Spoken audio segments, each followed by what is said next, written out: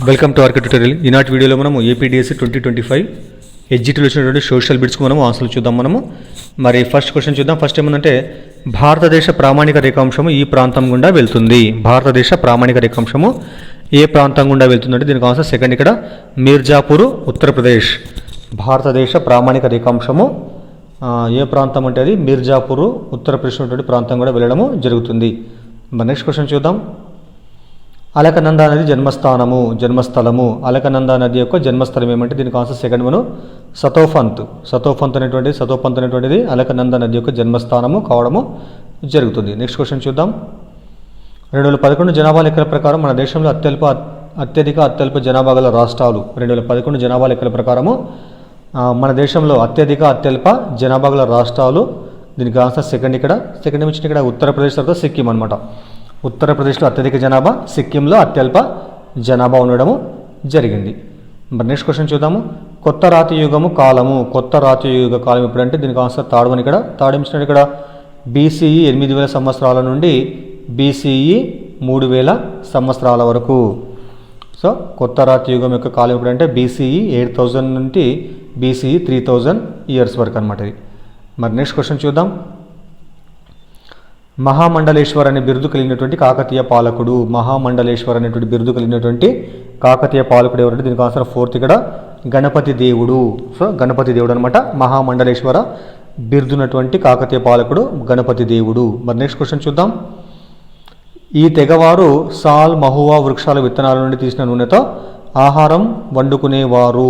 దీనికి answer first one ఇక్కడ ఖోండులు అనేటువంటి తెగవారు సాలు తర్వాత మహువా వృక్షాల విత్తనాల నుండి తీసినటువంటి నూనెతో ఆహారం అనేటువంటిది వండుకునేటువంటి వారు అనమాట. మరి నెక్స్ట్ క్వశ్చన్ చూద్దాం. స్వదేశీ ఉద్యమాన్ని ఇక్కడ వందే మాతరం ఉద్యమం అని పిలిచారు. స్వదేశీ ఉద్యమాన్ని ఎక్కడ వందే మాతరం ఉద్యమం పిలిచారంటే దీనికి ఆన్సర్ సెకండ్ ఇక్కడ కోస్తా ఆంధ్ర ప్రాంతంలో స్వదేశీ ఉద్యమాన్ని వందే మాతరం ఉద్యమని పిలవడము జరిగింది. మరి నెక్స్ట్ క్వశ్చన్ చూద్దాం. గవర్నర్కి సంబంధించి సరైన వాక్యాలను గుర్తించండి. మరి దీనికి ఆన్సర్ ఇక్కడ మనకు 3 ఇచ్చిన ఆప్షన్లు ఇక్కడ ఏబీసీ 3 కూడా సరైన ఆప్షన్లు అంట. మరి ఫస్ట్ ఏముంది ఇక్కడ ఏనేటువంటిది భారతదేశంలో ప్రతి రాష్ట్రానికి ఒక గవర్నర్ ఉంటాడు. చూడండి భారతదేశంలోని ప్రతి రాష్ట్రానికి కూడా గవర్నర్ ఉంటాడు. అదేవిధంగా ప్రధానమంత్రి సలహా మేరకు రాష్ట్రపతి గవర్నర్ను నియమిస్తాడు. అదేవిధంగా సీఎం ఇక్కడ కొన్నిసార్లు 2 లేదా 3 రాష్ట్రాలకు ఒకే గవర్నరు ఉంటారు. ఈ 3 కూడా సరైనటువంటి ఆన్సర్లు అనమాట. మరి నెక్స్ట్ క్వశ్చన్ చూద్దాం. భారతదేశంలో న్యాయస్థానాల నిర్మాణానికి సంబంధించి సరికాని వాక్యాన్ని గుర్తించండి.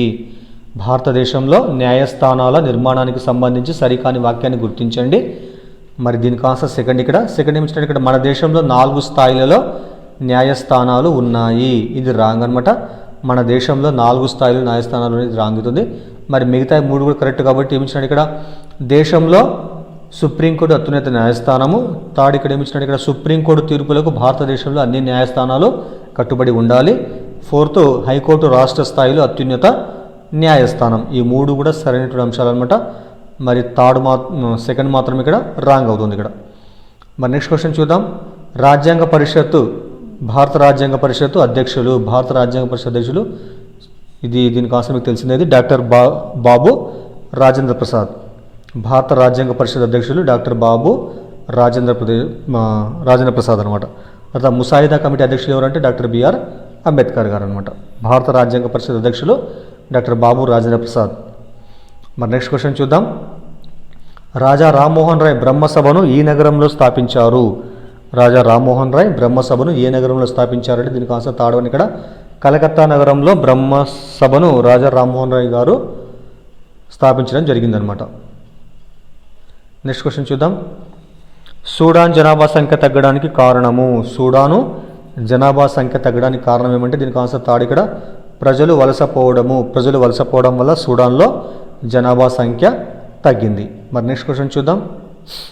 క్రింద పేర్కొనబడినటువంటి వాటి నుండి సరైన సమాధానం కనుగొండి.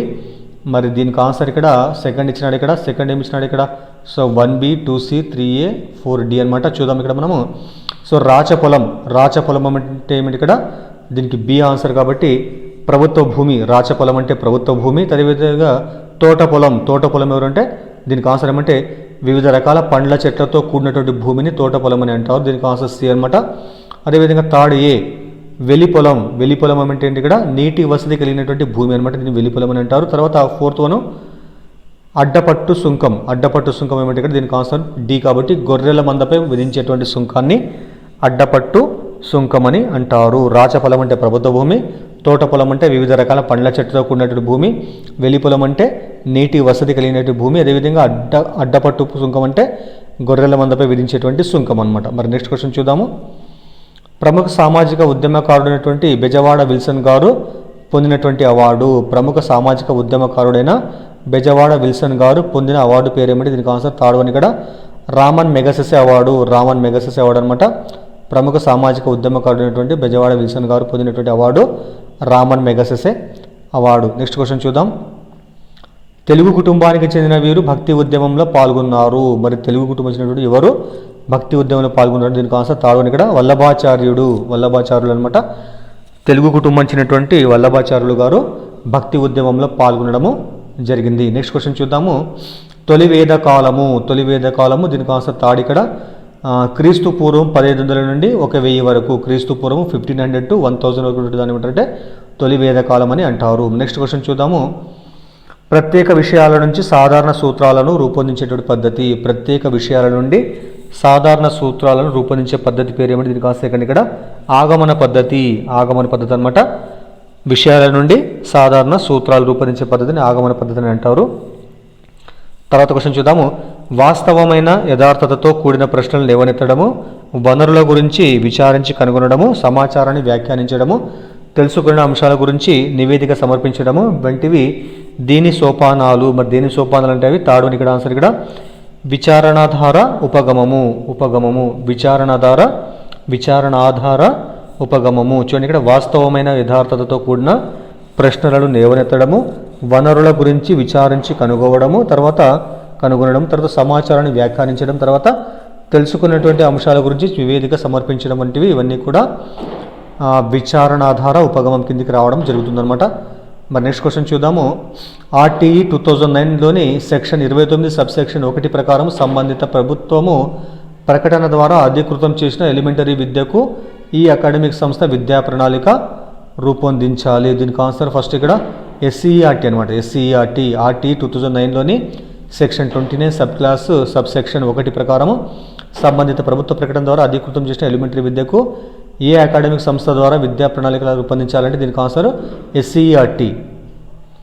మరి నెక్స్ట్ క్వశ్చన్ చూద్దాము. ఉపాధ్యాయ కేంద్రీకృత బోధనా పద్ధతి ఆన్సర్ థర్డ్ ఇక్కడ కథా పద్ధతి అనేటువంటిది ఉపాధ్యాయ కేంద్రీకృత బోధనా పద్ధతి అనమాట ఇది. మరి నెక్స్ట్ క్వశ్చన్ చూద్దాము.